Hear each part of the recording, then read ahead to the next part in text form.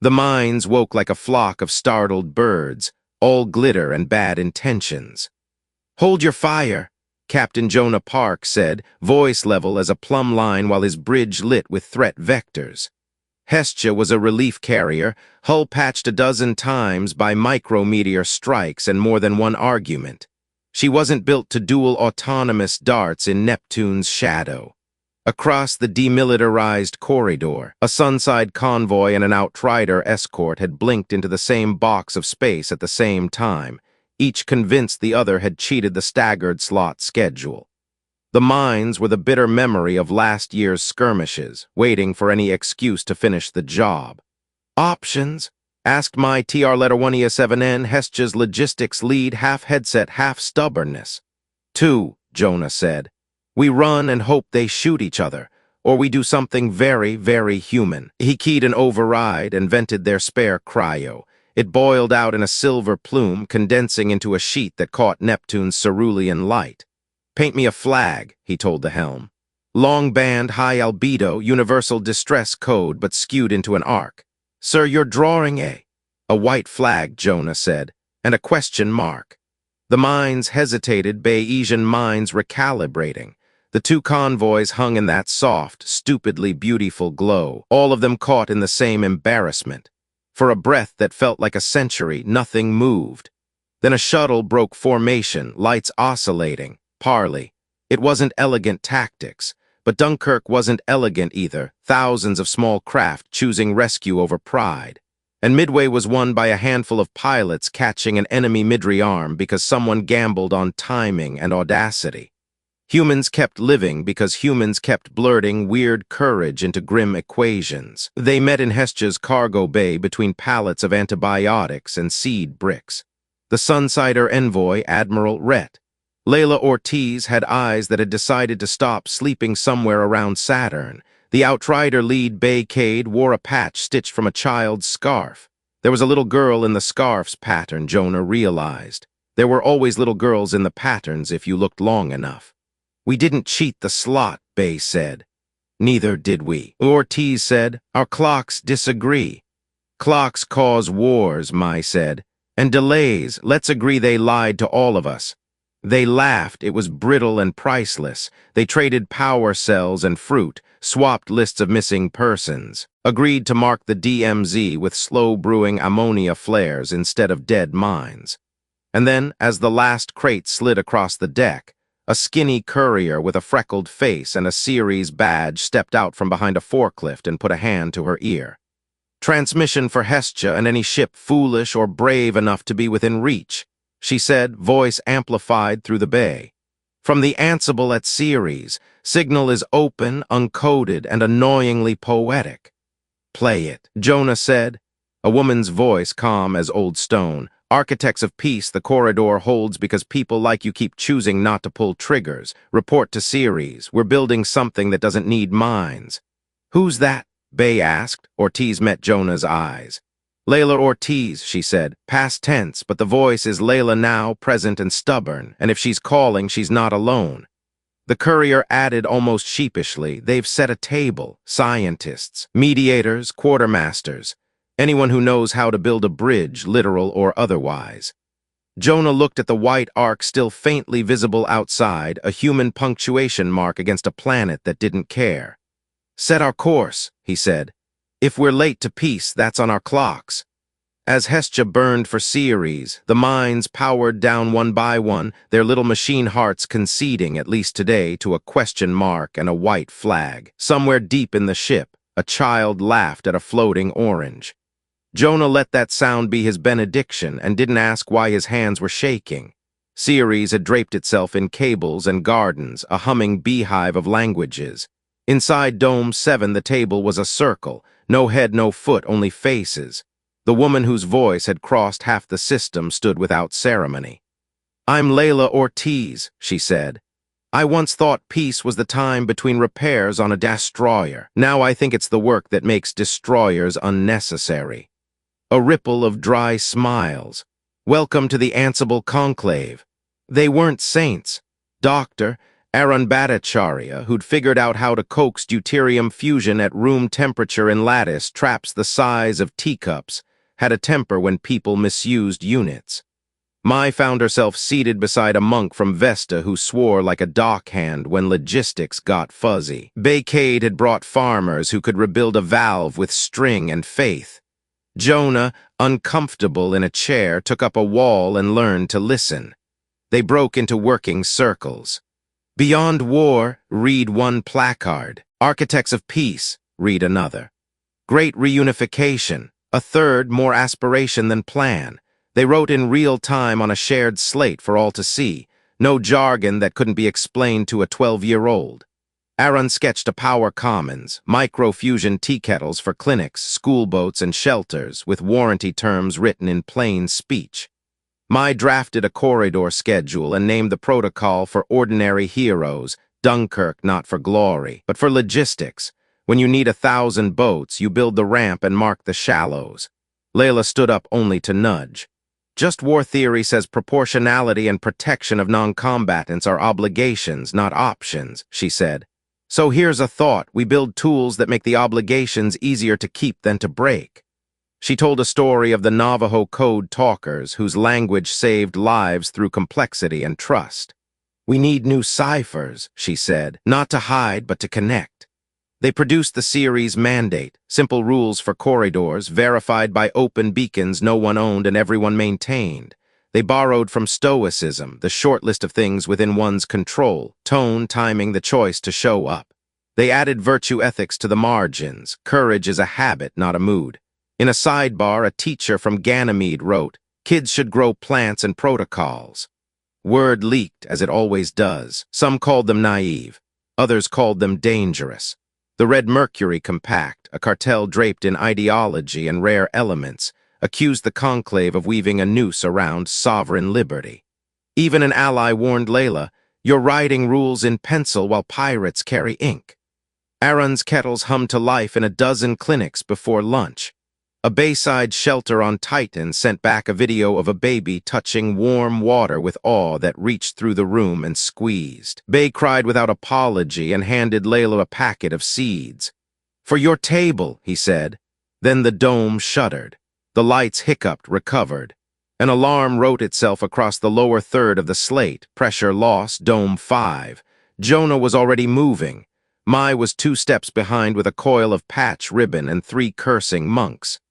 In the hiss and chaos of the next minutes, they learned that peace has enemies with hands and tools. The saboteur had planted a shaped charge where a maintenance shaft met transparent aluminum.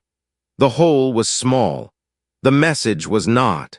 They sealed it, saved the dome, and counted heads. 1 technician gone, 2 injured, a child shaken but smiling at the emergency blanket's crinkle. The saboteur's tag spelled out a claim: Red Mercury doesn't parley. Back in Dome 7, Layla stood again, older by an hour that had aged her a year. "All right," she said. "We keep building, and we add one more rule. We respond to harm with repair so persistent that sabotage becomes boring." "Boring," Arun said, incredulous and then delighted. "I can do boring. I can do boring for a century." Jonah looked at the patched hole on the security feed, a luminous scar. The conclave went back to work, the way a crew goes back to work after a near collision, with gratitude, with a joke, with a shared superstition. And above them all, a new placard appeared on the slate, scribbled by some anonymous hand. "We're not saints. We're stubborn." Reunification started as a whisper, "Can we borrow your wrench?" and grew teeth. They named the backbone Common Ledger, a place where ships and settlements could publish repair guides, vaccine recipes approved by 3 independent clinics, and crop rotation plans that didn't pretend soil was infinite. It wasn't pretty. It was 1,000 contributors quibbling over thread standard and the right way to sterilize a spoon. It worked because people wanted it to work. Arun's team shipped tea kettles as fast as beryllium and decency allowed. A ringhab over Barnard's Star turned a corridor into a public kitchen. "We're feeding our elders without ration fights," their message said. A Sunside schoolboat held a light day where kids learned to wire a microreactor, supervised by 1,000 nervous aunties. On Vesta, my taught quartermasters to build stockpiles that respected allergies and taboos.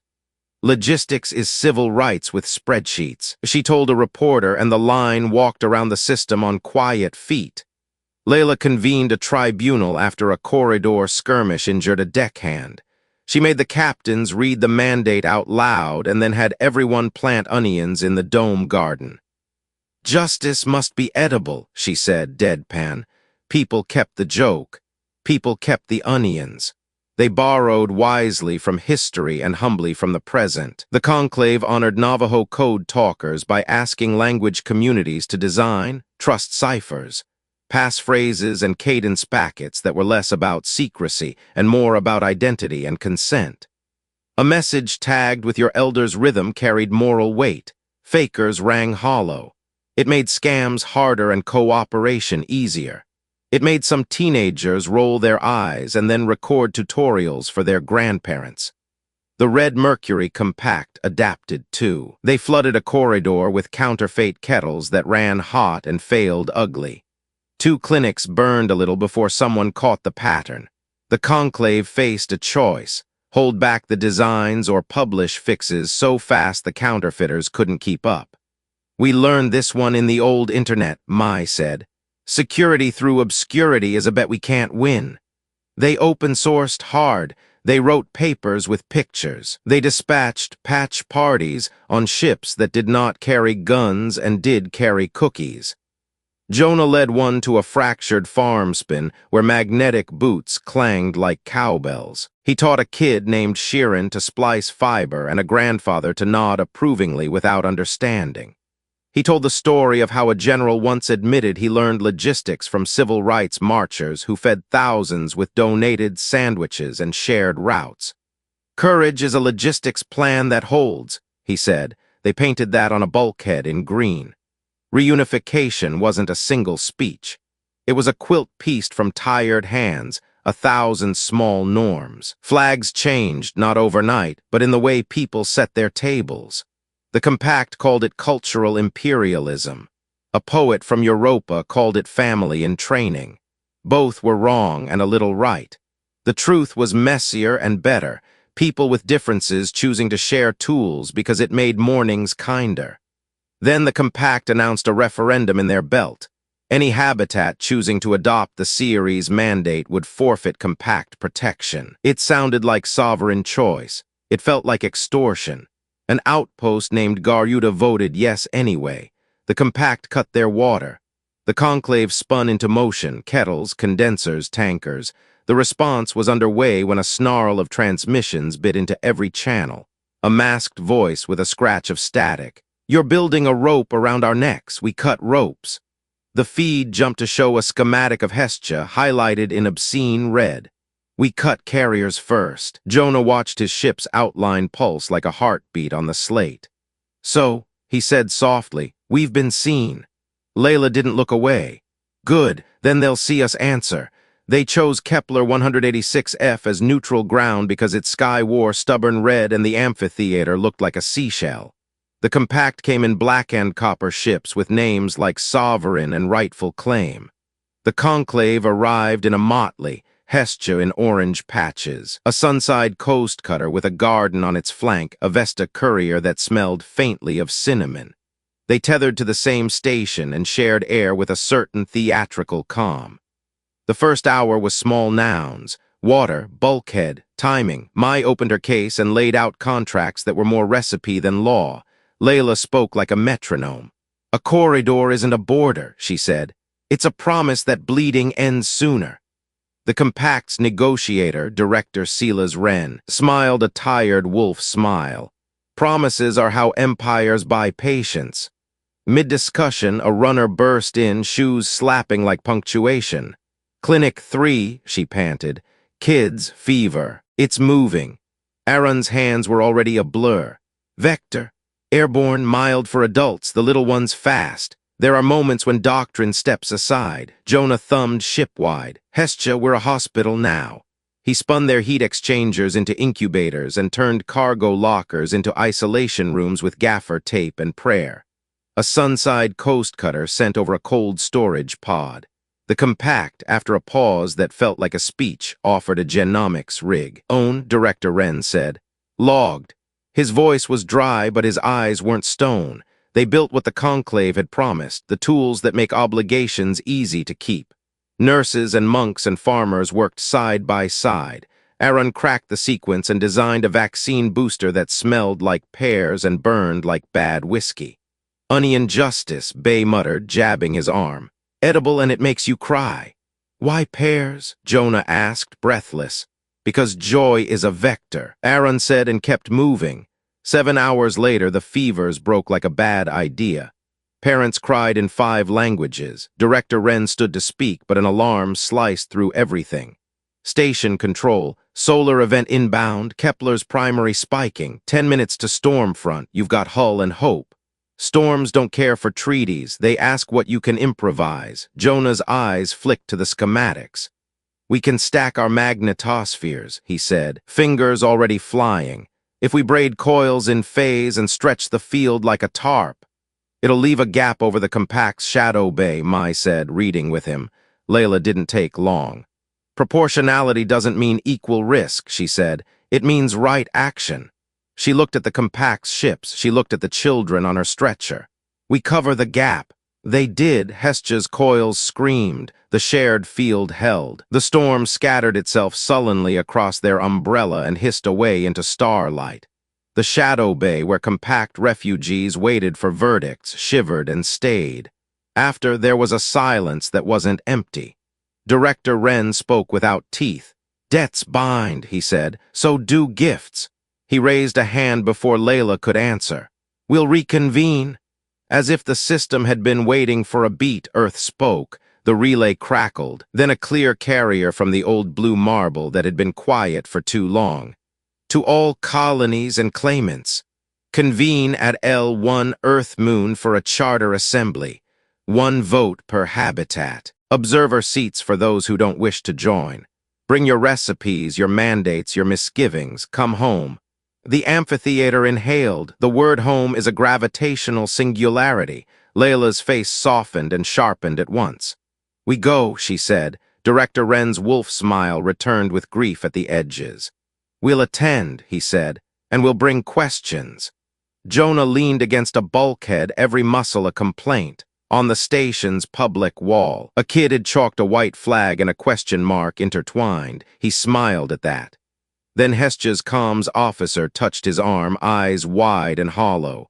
Cap, she said, we caught a packet in the storm's edge, encrypted, but the cadence is familiar. Jonah listened. The cadence was Layla's. The message was not hers. Architects fall when foundations crack, it said. Earth will crack them. He looked toward the window where a red sun bled into calm. Stubborn, he whispered to the ship, to himself, to the idea of us. We're going to need to be very stubborn. They threaded the dark down the throat of home. The Earth-Moon L1 station grew from a glitter to a geometry. Hex trusses and garden drums, a wheel whose spokes held libraries and courts, and somebody promised a bakery. Hestia rode with a caravan, schoolboats painted with constellations by kids, a Vesta monk freighter with bells that chimed on course corrections, even a compact cutter flying observer colors. The closer they came, the louder the counter-chorus of lies. The false Layla whisper surfaced on a dozen bands, perfect in timbre and wrong in soul.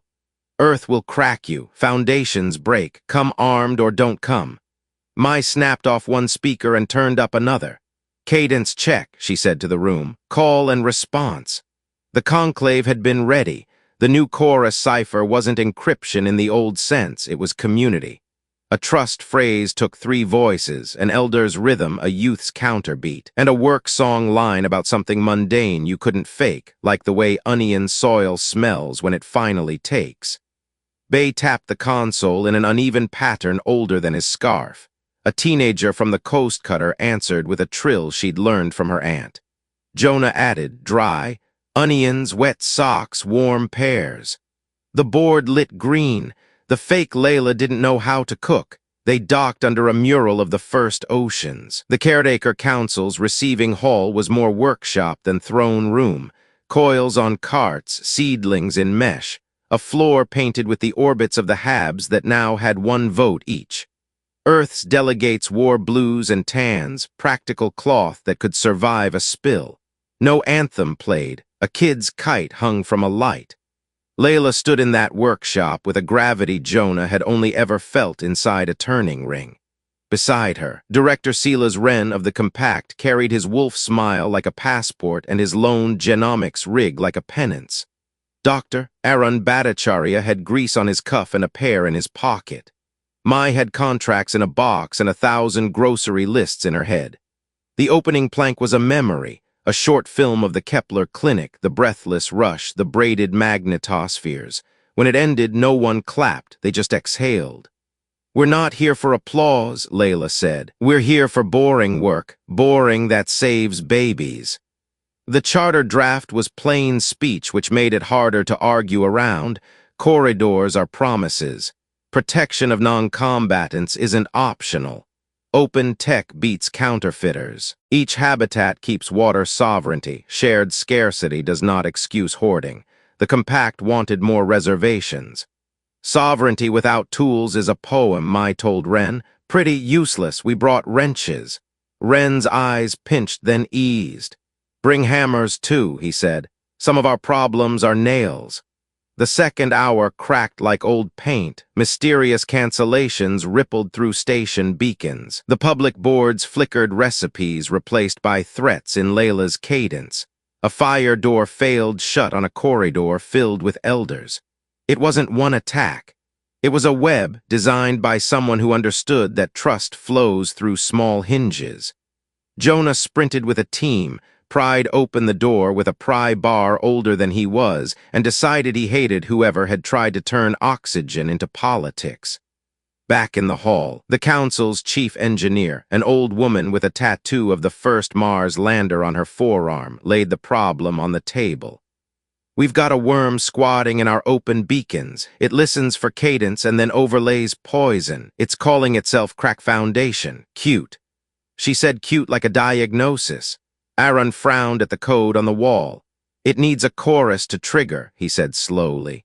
"It's piggybacking on how we trust, but it only has one voice." Layla didn't blink.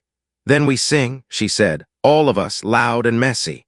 They sketched a plan with coffee rings and a vow, flood the beacons with human noise, work songs, baby cries, kitchen clatter, until the worm mistook the storm for silence. Wren watched, thumb on jaw. "If this fails," he said, "your beautiful openness becomes a knife. If we close," Bay said quietly, "so do we." He glanced through the gallery window at the disk of Earth, blue and bruised and glaringly alive. "And I didn't come this far to learn how to hide." They split, Jonah to string coils through cargo bays for a protective mesh, Mai to turn mess halls into call and response centers, Arun to season the noise with phase jitter the worm couldn't learn, Wren to keep the Compact's nervous Marines from overreacting when the station started to sing. Layla stood in the hall and rolled up her sleeves. "This is a recipe," she said into the open mic. "Everyone cooks." From the first speaker came a toddler's laugh, then a monk's psalm, then the clank of tools. The lights flickered. On the wall, the worm's icon pulsed, uncertain. Then rail drones, slim as razors, started sawing at the truss outside. Jonah wasn't near a suit. He looked at Hestia on the cam, at the drones like silver gnats, at the way the station's field would fray if they cut that strut. "We don't have minutes," he said. "We don't," Layla agreed. She grabbed the nearest tether. "So we take seconds." She clipped in, pushed off, and vanished into hard light. Layla moved like someone who'd forgotten to be afraid and remembered to be precise. The drones didn't care about bravery. They cared about vectors and weld points. Jonah watched on a grainy feed as she reached the first gnat and jammed a loop of braided wire into its intake. It shuddered, spun, and drifted like a dead bee. 2 more to go. The station's hum climbed into a keening. The chorus program was online, the worm pressing, the noise pressing back. Inside, Mai ran a kitchen war. She stood on a table, clapped twice, and the mess hall thundered the beat back. "Words don't matter," she called. "Sound does, in on 2, out on 4. Breathe like you're teaching a baby to sleep." 1,000 lungs obliged. A grandmother sang a recipe. A kid rapped instructions for splicing fiber. The beacons, drunk on humanity, fluctuated and held. Aaron tuned the jitter like a violin, eyes glassy with stubborn joy. "We learned this one from jazz," he said to no one. "Variation inside structure. The worm can't dance." He spiked the stream with random percent decoys, subtle electromagnetic equivalents that made the attacker chase false sweetness. Director Wren stood at a viewport, jaw tight, as his Marines held position. "Orders," he said into a secure line. "No weapons discharge without my voice. The first one to shoot at singing answers to me." He looked wrecked and proud, and Jonah allowed himself the image of a different Wren in another life running a school. Layla hit the second drone with a wrench that had fixed a dehydrator on Europa and a friendship on Titan. The third zipped for the seam where the truss joined the wheel. She didn't have it. She had a choice. "Angle Hestja's coil," she said, voice calm. "Give me a nudge." "That'll arc," Jonah said, already moving. "It'll arc you." "Only a little," she lied. "Make it sing." Hestja sang. The coil whispered a kiss of magnetism along the tether. Layla swung, boots sparking tiny auroras against the strut, and caught the third gnat with a net of patch ribbon that had sealed a dome on Ceres. The drone thrashed, then went still. The line snapped her wrist in a way that would be ugly later. She laughed once, short and rude. "Done," she said. "Get me home." They reeled her in through a hatch that smelled like hot metal and fear. Jonah caught her shoulder and then stepped back because there were children watching and he had promised to be good at his job. Layla flexed her hand, winced, and nodded toward the hall. "We have a charter to argue," she said, "and I'd like to do it before the anesthetic makes me philosophical." Back in the workshop hall, the worm's icon shrank to a sulk and then went out. The billowing human cacophony subsided to a hum you could live with. The council chair, tattooed engineer, didn't smile, but the corners of her mouth thought about it. "Agenda returns," she said. "Item 2 guarantees." Wren asked for 3. First, water sovereignty, codified and audited by mixed crews. Second, observer status that was meaningful, not ceremonial, the right to dissent without sanction. Third, an amnesty for those who would lay down sabotage except where blood had been shed. Layla agreed to the first 2 without sighing. The third scraped old bone. "We can forgive intent," she said, "but not outcomes. The family of the technician who died on Ceres deserves more than a poem." Wren's gaze dropped to his hands. "There are people on my side who only know poems," he said. "They were taught that your rules were chains." Bay spoke into the quiet. "Then teach them onions," he said. "Plant justice, eat together, make boredom a habit." It should have sounded trite. It didn't. The charter text shifted on the wall, edits blooming like cautious flowers. In the gallery, 100 children pressed hands to glass. Outside, earth rolled, full of weather and stubbornness. The vote would be in the morning by Habitat on open bands, with a visible tally and a comment line under every aye and nay that forced each captain to write one sentence explaining their choice for their grandchildren.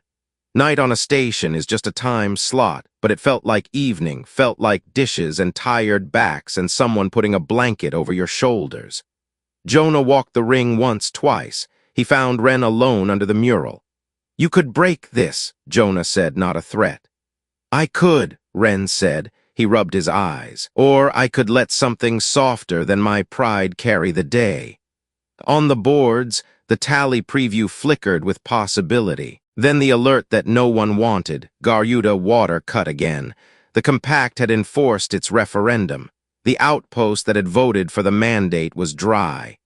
"They are daring you to preach while children thirst," Wren said, voice a scrape. Layla looked at the charter. She looked at the clock. "We vote," she said, "and then we deliver water." They named it Bridge Day because bridges are the least glamorous miracles. It was a Berlin airlift without the uniforms, a Dunkirk evacuation in reverse, not retreat but arrival.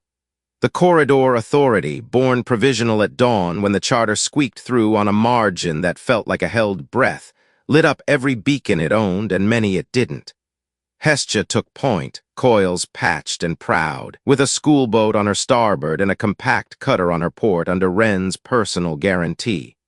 "If someone shoots at this," He said to his own hawks, "They shoot at me." Mai ran the manifest like a symphony. Rice for midday, beans for night, kettle filters by clinic, spare gaskets even if they swear they don't need them, she muttered. Patch parties volunteered from 4 time zones. A choir of kids recorded a timing signal in case the worm had cousins. The common ledger grew a page titled Airwater 101, written in 6 languages with pictures a grandparent could follow. Aaron tuned kettles for long-haul strain, printed warning labels a saboteur would have to work to fake, and embedded a fail-safe most engineers would have buried in a proprietary module, a scent release. "If it runs too hot, it smells like pears," he told Garyuta's chief medic on a crackly line. "Everyone knows pears means stop. We teach the kids first." The convoy fell into a rhythm. Hestja's hold became a floating warehouse and a nursery. Bay told a farm joke every hour on the hour until somebody begged him to stop, then told another. Ren smoked nothing and scowled less. Jonah watched the scopes and let himself remember a picture from a history file.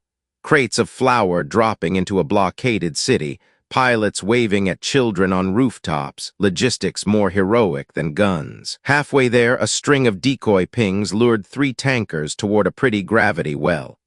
Mai caught the drift and rerouted with a phrase she'd stolen from a civil rights organizer who once moved 1,000 lunches across a hostile county line. Slow is smooth, smooth is fast. The tankers obeyed. Slow was life. Near Garyuta, the compact hardliners made their last play. A line of black-and copper corvettes snapped into formation, legal jurisdiction evaporating in the face of theater. Ren's jaw set. He opened a channel to his own. "Stand down," he said. "We signed the water clause." Silence. Then the middle corvette nosed aside, an old captain choosing boredom over a gun camera's satisfaction. The others followed, resentful and alive. They docked to cheers that sounded like relief and grief braided. Garyuta's water towers coughed, shivered, filled. On the plaza, someone had painted a white flag and a question mark in chalk and set a bowl of onions beneath it like an offering. A little ceremony took shape without anyone declaring it. Bay broke seed cakes and passed them. Mai handed out filter kits as if they were party favors. Nurses moved like wind. Layla walked the line with her arm in a sling and her voice steady. She stopped at a memorial wall where names were etched by hand. She put her palm flat and closed her eyes for a beat that lasted longer than pride. When she turned, the caretaker council's chair called from a screen. "Charter passes," the engineer said. 46 ayes, 8 nays, 3 observers abstaining. We have a corridor authority, a bureau of repair, and a standing rule, boring first. Ren looked at the sky like a man unlearning a reflex. "Observer clause holds," he said, reminding the room and himself. "We'll test you." "Please do," Layla said. "We get worse without critics." They were halfway through unloading when a kettle coughed out a pear-scented breath, a counterfeit pretty as sin. The medic caught it. The kids had learned their lesson quicker than adults and shouted pear. The deck cleared. Aaron moved in with a grin that bordered on wicked. "Thanks for playing," he told the saboteur's invisible hand. He swapped the module for a genuine one and added a new page to the ledger. How to smell a lie. By dusk, Garyuta's fountains were mean little streams. By midnight, they were honest arcs. Children splashed under lamps that hummed like distant bees. In a quiet corner, Jonah found Ren watching the water. "Does this crack your foundations?" Jonah asked. Ren's laugh surprised both of them. "It fixes them," he said. "It makes me answer questions I've been dodging since I was 20. They slept on the deck, tired as saints. Before dawn, a message came on a cadence no one would counterfeit. The engineer chair from L1, voice rough. "We've found the worm's author," she said, "and he's closer than we wanted." She sent a file. It unspooled a name. It wasn't a villain from across a border. It was a systems tech from a friendly ring who believed chaos would make people strong. Layla read it twice. "Bring him to the garden," she said. "We have onions to plant." They did not build a gallows. They built a bench.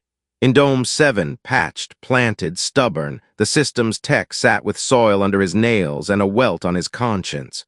Truth and reconciliation had been a phrase in a file to some of them, a South African model studied in civics. Now it was a chore on a Tuesday. The text spoke, halting, about fear dressed up as purity. "I thought if I broke the easy things," he said, "people would learn to be hard." Layla's sling creaked as she folded her arms. "We don't need harder," she said.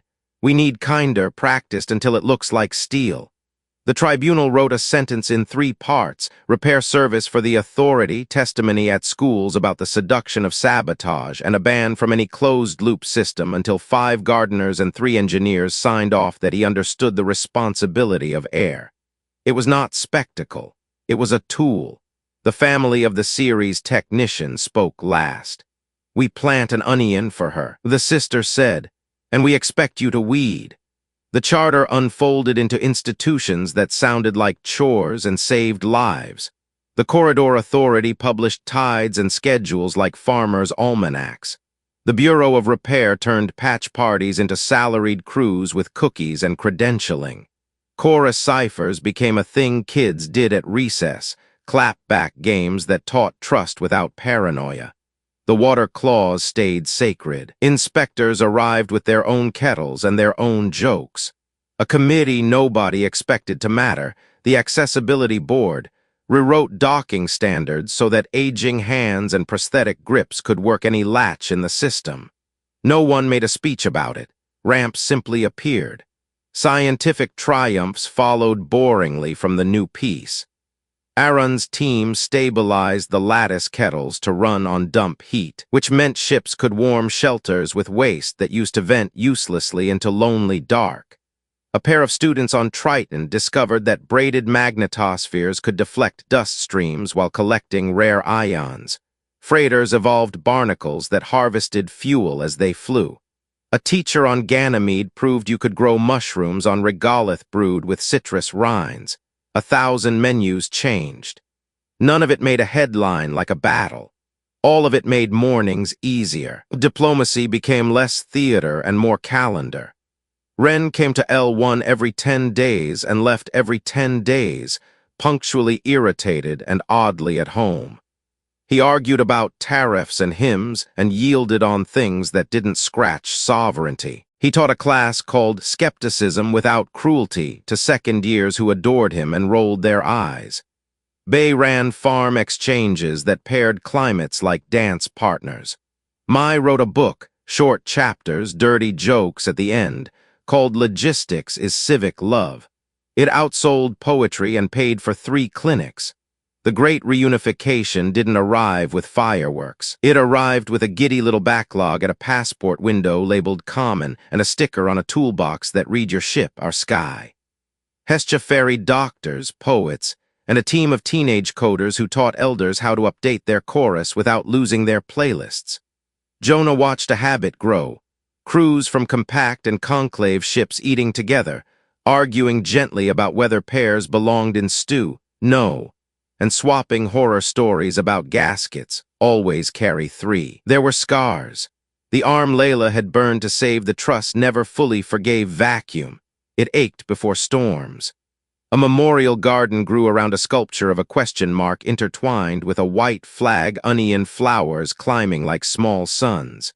The names etched there lengthened slowly, not with the frantic cruelty of before, but with the solemn arithmetic of any human project. At the first anniversary, the assembly met again at L1, under the kite and the mural. Children opened with a chorus cipher that sounded like playful thunder. The council chair retired with grease on her hands and satisfaction on her face. Director Wren, still an observer by profession, a citizen by practice, handed Layla a small tin. Inside, seeds and a wrench. "For your table," he said, echoing Bay's old gift, and then softer, "for mine." Layla looked to Jonah, to Mai, to Aaron, to Bay, to the kids that had grown 2 inches and bigger lungs. "We got lucky," she said into the open mic. "And we made our luck. We turned just war's obligations into habits and habits into recipes. We braided a shield over a red sky, then braided our days.